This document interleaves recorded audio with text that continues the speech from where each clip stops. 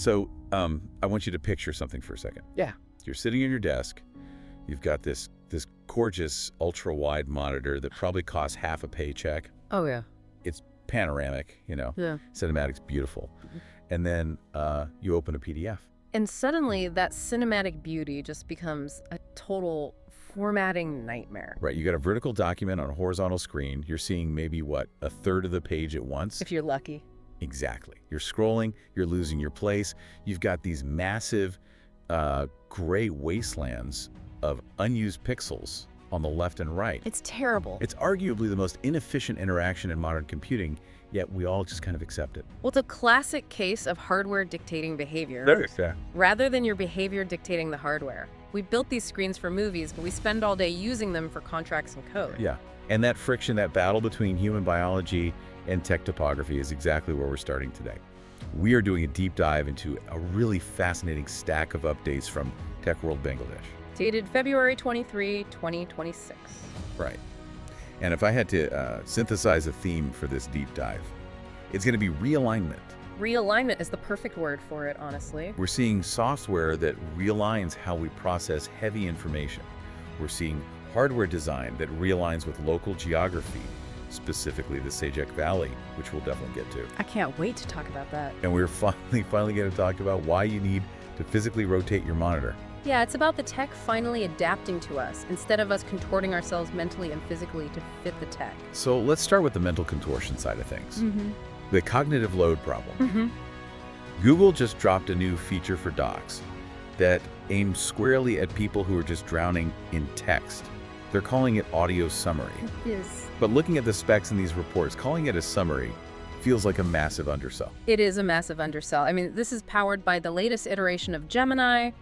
We aren't talking about the old text-to-speech where a robot voice just awkwardly reads the words on the page. The old robotic voice. Exactly. This is semantic synthesis.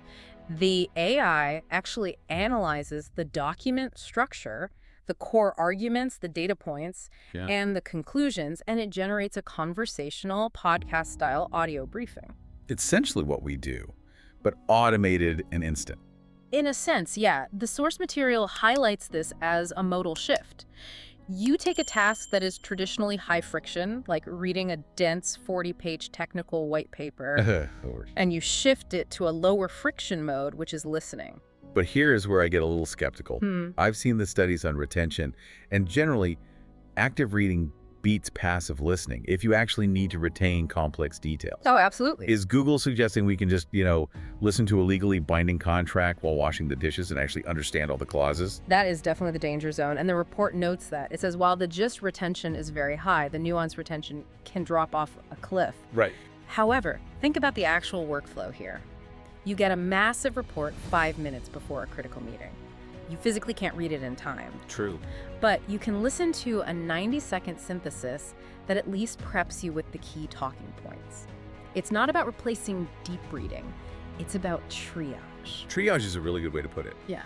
But there's a sting in the tail here with this update, right? Yeah. This isn't just rolling out for everyone. No, and this is a trend we've been tracking closely for the last couple of years. This is a premium feature. Of course. It's locked strictly behind the subscription wall. Which creates this really weird efficiency gap in the workplace. Yeah. If you can afford the premium subscription, you literally get hours of your life back. You get the synthesis. Yeah. But if you can't pay, you're stuck doing the manual labor of reading line by line like it's 2015. It's the monetization of cognitive ease. We're moving toward a world where time saving is the primary luxury good sold by tech companies. The basic utility typing, saving, sending a document, that's all free. But the AI layer that makes the work actually bearable, that's going to cost you every month. It's a literal pay-to-understand model. Yeah. Now, while Google is trying to turn our text documents into audio, Apple seems to be doing the exact inverse with the new iOS 26.4 beta. They really are. They're blurring the lines on the media side. iOS 26.4 is such a fascinating update because it feels like Apple is finally breaking down some of its own rigid legacy categories. Right. The big headline from the report is video podcast support, but it's the implementation that really matters here. Yeah, the note specifically mentioned this is native support because, let's be honest, Spotify and YouTube have been absolutely eating Apple's lunch in this space. I watch half my deep dives on video now. Exactly. For a decade, Apple treated podcasts as purely audio. They viewed it as legacy radio. By integrating video natively into the core podcasts app, they are formally acknowledging that the medium has shifted. It's no longer just background content, it's foreground content. You want to watch the host's reaction. You want to see the charts they pull up on screen. And it connects perfectly with the other feature dropped in this beta, which is the AI playlist playground. Now, I initially completely dismissed this as marketing fluff. A lot of people did. But the source describes it as context-aware curation. It's much deeper than just asking Siri for sad songs for sad days. The AI is likely pulling from a much wider ambient data set. It's looking at your location, the time of day, maybe even biometric data from your Apple Watch. So it knows how you're feeling physically. Right. If your heart rate is elevated during a workout, the playground automatically shifts the tempo. If you're completely stationary late at night, it shifts the mood to something ambient. So the algorithm is essentially DJing your life in real time. It's the ultimate ambient computing dream. The technology anticipates your emotional or physical need before you even articulate it. That is wild. But before we leave iOS entirely, we really have to touch on the RCS update. The report mentions encrypted RCS messaging. Yes. For the non-technical listeners, RCS is what finally allows iPhones and Androids to text each other without it looking like, a pixelated mess from 1995. The dreaded green bubbles. Exactly. But the encrypted part is actually new for this cross-platform standard, right? It is absolutely critical. For a long time, if you texted an Android from an iPhone using RCS, it was better than SMS because you got read receipts and high-res photos. Right. But it wasn't necessarily end-to-end encrypted in the same robust default way that iMessage is. This update officially closes that security gap.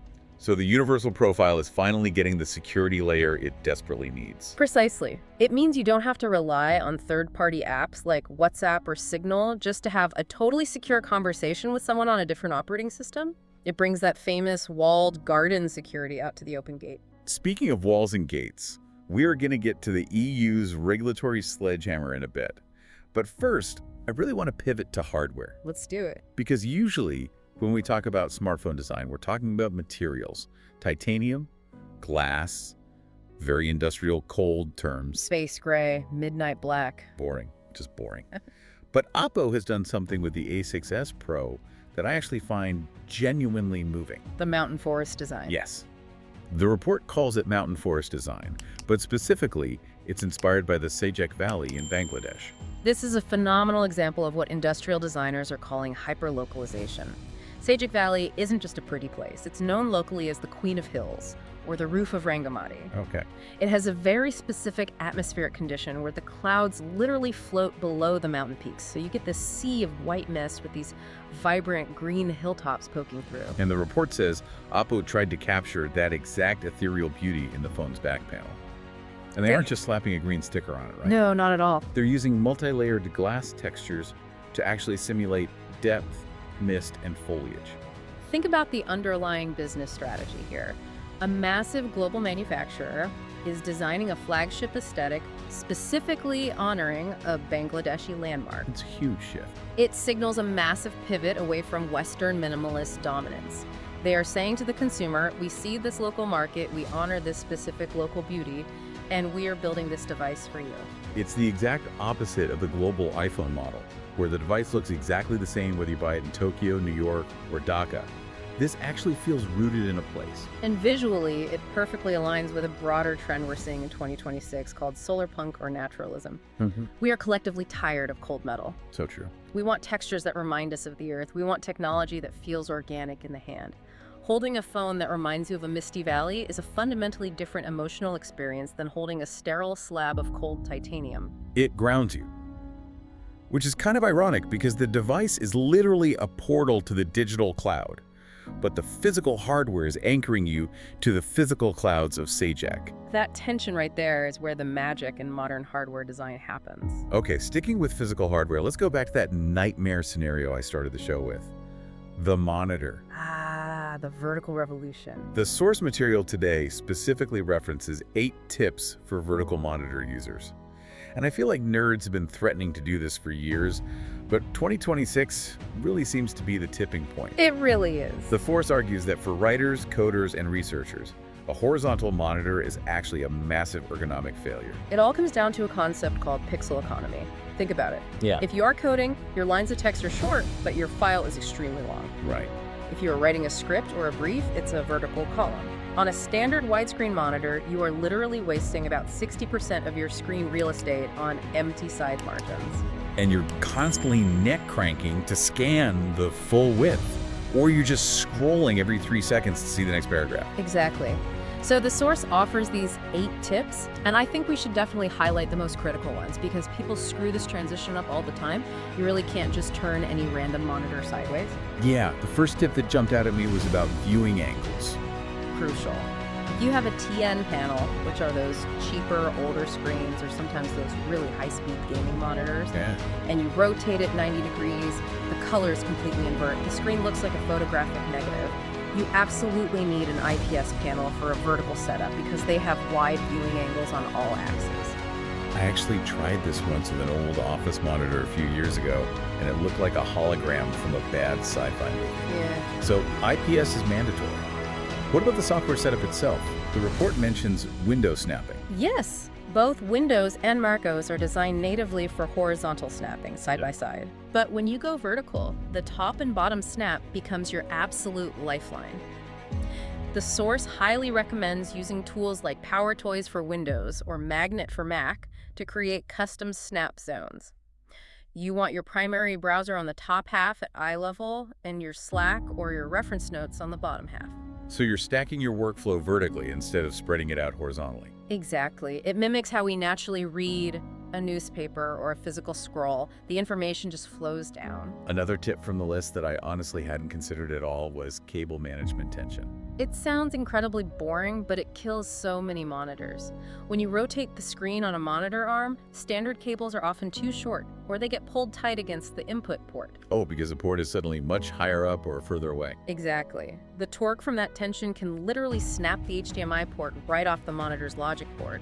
You need to buy longer cables and leave a bit of a slack loop. So definitely don't just twist it violently and hope for the best. Please don't. And there's one final tip from the source that I love, which is about font rendering.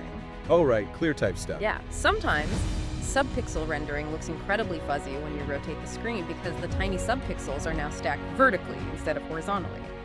You almost always need to go into your OS and recalibrate your font smoothing settings once you make the flip. That is exactly the kind of granular nerdery I am here for. But what's the actual payoff for doing all this setup? The payoff is seeing 80 lines of code at once, or reading a full legal contract page without touching your mouse wheel even once. It puts you in a genuine flow state because the physical tool has effectively disappeared. You are just directly interfacing with the information. Again, it's adaptation, shaping the tool to fit the human work. Now, speaking of shaping tools, or perhaps forced reshaping, we need to talk about the European Union. The Digital Markets Act, the gift that just keeps on giving to tech lawyers. The report mentions that iPhone users in the EU now formally have the option to use alternative app stores. For our listeners in the US or parts of Asia, this might sound like straight-up science fiction. It does. Apple has always been the ultimate walled garden. You buy the phone, you use the official app store, end of story. And to be fair, that model worked incredibly well for safety and simplicity for over a decade. But the EU ruled that it was fundamentally anti-competitive. So now, in 2026, we are seeing the massive rise of third-party marketplaces natively on iOS. But this isn't just a simple, open the door and walk out situation, is it? The report heavily hints at some serious friction. Oh, there is massive friction. Apple is technically complying with the law, but they are doing it with what many in the industry call malicious compliance. Right. They've introduced all these complex hurdles, like the core technology fee, which literally charges developers for every single install if they choose to go outside the official store. So Apple is basically saying, sure, you can leave the garden, but the toll road to get out is going to bankrupt you. Exactly. Exactly. But from a purely user perspective, this is a profound structural change. It means the iPhone is no longer a singular, unified global platform. We are formally entering the era of the hardware splinternet. Unpack that term for me, splinternet. Well, previously, an iPhone was an iPhone. The software experience was uniform.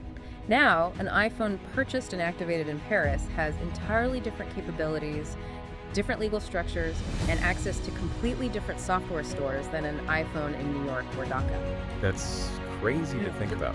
The device in your pocket is now defined just as much by your local geography and your local regulators as it is by Apple's engineering team in Cupertino. That's wild.